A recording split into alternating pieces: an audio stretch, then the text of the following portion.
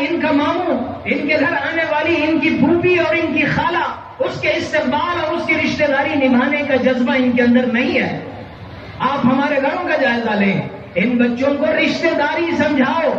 ان کو رشتہ داروں کی اہمیت بتاؤ، رشتہ داری کیا چیز ہوتی ہے، رشتہ کسے کہتے ہیں۔ خاندان ٹوٹ رہے ہیں، رشتہ دار پھوٹ رہے ہیں، اپنے دور ہوتے چلے جا رہے ہیں، یہی وجہ ہے بچے آوارہ ہوتے چلے جا رہے ہیں۔ جو زمانہ ایسا تھا جس میں بچے گھر کے ماحول میں رہتے، خاندان میں جڑے رہتے تھے اور خاندان والوں سے ان کا اٹھنا بیٹھنا ملنا جلنا، ہنسی مذاق کھیل کود سیر و تفریح سب کچھ ہوتا تھا،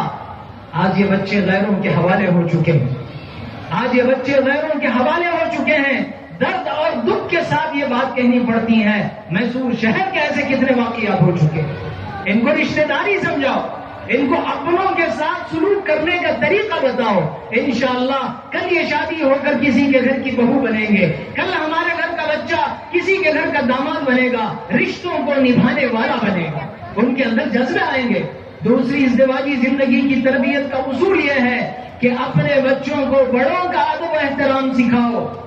بڑوں کا ادب و احترام سکھاؤ۔ آج ہماری نوجوان نسل کے اندر اس چیز کی بھی بڑی کمی پائی جاتی ہے، ان کو کسی کی رواداری ہی نہیں ہے، کسی کے ساتھ سلوک کرنے کا طریقہ ہی نہیں ہے۔ اور تیسری اہم چیز حالات سب کے ساتھ آتے ہیں،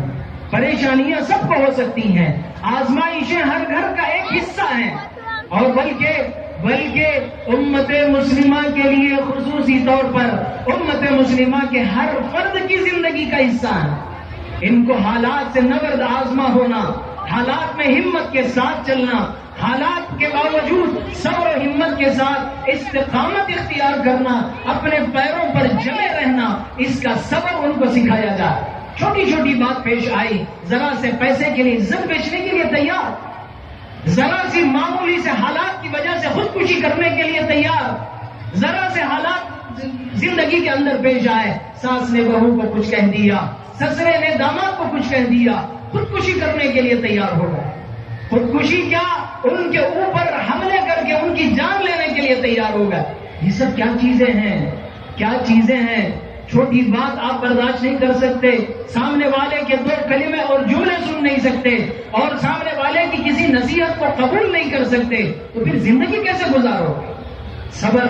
ہمت، استقلال، استقامت، حالات چاہے جیسے بھی آئیں، ہمیں اپنے ایمان پر جم کر کام کرنا